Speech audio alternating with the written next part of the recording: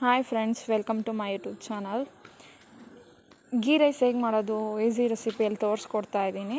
ಇಲ್ಲಿ ನಾನು ಫಸ್ಟು ಸ್ವಲ್ಪ ಎಣ್ಣೆ 2 ಸ್ಪೂನಷ್ಟು ತುಪ್ಪ ಯೂಸ್ ಮಾಡ್ಕೊಂಡಿದ್ದೀನಿ. ಗೀ ರೈಸಿಗೆ ಆಲ್ಮೋಸ್ಟಾಗಿ ತುಪ್ಪ ಯೂಸ್ ಮಾಡ್ಕೊಳ್ಬೇಕಾಗತ್ತೆ. ತುಪ್ಪ ಇದ್ರೇ ಟೇಸ್ಟು. ಇಲ್ಲಿ ಲವಂಗ, ಏಲಕ್ಕಿ, ಚಕ್ಕೆ ಎಷ್ಟು ಕ್ವಾಂಟಿಟಿಗೆ ಬೇಕೋ ಅಷ್ಟು ಕ್ವಾಂಟಿಟಿಗೆ ತೊಗೊಳ್ಬೇಕು.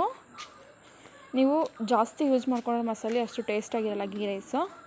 ನಾನು ಮತ್ತು ಗೋಡಂಬಿ, ಕರ್ಬೇವಿನ ಸೊಪ್ಪು ಸಹ ಸೇರಿಸ್ಕೊಂಡು ಚೆನ್ನಾಗಿ ರೋಸ್ಟ್ ಮಾಡಾದಮೇಲೆ ಹಸಿಮೆಣ್ಸಿನ್ಕಾಯಿನೂ ಸಹ ನಾನು ಸೇರಿಸ್ಕೊಳ್ತಾ ಇದ್ದೀನಿ.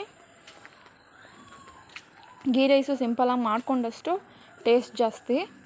ನಾನು ಈರುಳ್ಳಿ ಸಹ ಉದ್ದುದವಾಗಿ ಹೆಚ್ಚಿಟ್ಕೊಂಡಿದ್ದೆ, 2 ಈರುಳ್ಳಿನೂ ಸಹ ಸೇರಿಸ್ಕೊಳ್ತಾ ಇದ್ದೀನಿ. ರುಚಿಗೆ ತಕ್ಕಷ್ಟು ಉಪ್ಪು ಸೇರಿಸ್ಕೊಳ್ಬೇಕು. ಇದಕ್ಕೆ ನಾನೀಗ ಶುಂಠಿ ಬೆಳ್ಳುಳ್ಳಿ ಪೇಸ್ಟ್ ಸಹ ಸೇರಿಸ್ಕೊಳ್ತಾ ಇದ್ದೀನಿ. ಶುಂಠಿ ಬೆಳ್ಳುಳ್ಳಿ ಪೇಸ್ಟ್ ಇದ್ದರೆ ಟೇಸ್ಟು ಚೆನ್ನಾಗಿರುತ್ತೆ. ಹಸಿ ಸ್ಮೆಲ್ ಹೋಗೋವರೆಗೂ ಚೆನ್ನಾಗೆ ಬೇಯಿಸ್ಕೊಳ್ಬೇಕು ಎಣ್ಣೆಯಲ್ಲಿ. ಈರುಳ್ಳಿ ಆಗಲಿ ಶುಂಠಿ ಬೆಳ್ಳುಳ್ಳಿ ಪೇಸ್ಟು ಸಹ. ನಾನಿಲ್ಲಿ ಹಸಿ ಬಟಾಣಿ ತೊಗೊಳ್ತಾ ಇದ್ದೀನಿ.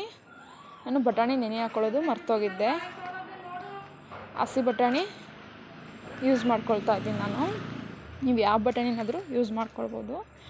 ನಾನು ಇಲ್ಲಿ ಕಾಫಿ ಲೋಟದಲ್ಲಿ 1 ಲೋಟದಷ್ಟು ಮೊಸರು ಯೂಸ್ ಮಾಡ್ಕೊಳ್ತಾ ಇದ್ದೀನಿ.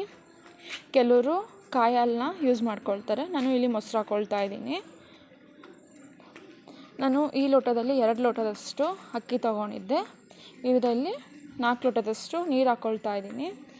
ಈಗ ಅಕ್ಕಿ ನೀರು 2 ಸಹ ಸೇರಿಸ್ಕೊಂಡಿದ್ದೀನಿ. ಸ್ವಲ್ಪ ಕುದಿಯುವಾಗ ವಿಜಲ್ ಹಾಕಿ ಮುಚ್ಚಿ ಉಪ್ಪು ಉಪ್ಪು ಸೇರಿಸ್ಕೊಳ್ಬೇಕು. ಯಾರೆಲ್ಲ ನನ್ನ ಯೂಟ್ಯೂಬ್ ಚಾನಲ್ ನೋಡ್ತಾ ಇದ್ದೀರಾ, ಬೇಗ ಹೋಗಿ ಲೈಕ್ ಮಾಡಿ, ಸಬ್ಸ್ಕ್ರೈಬ್ ಮಾಡಿ. ನೀವು ಸಹ ಮನೇಲಿ ಟ್ರೈ ಮಾಡಿ, ಕಮೆಂಟ್ ಮಾಡಿ. 2 ವಿಜಲ್ ಹೊಡೆಸ್ಕೊಳ್ಬೇಕು. ರೈಸ್ ತುಂಬ ಚೆನ್ನಾಗಾಗಿದೆ ನೋಡಿ. ನೀವು ಸಹ ಮನೇಲಿ ಟ್ರೈ ಮಾಡಿ, ಕಮೆಂಟ್ ಮಾಡಿ. Thank you.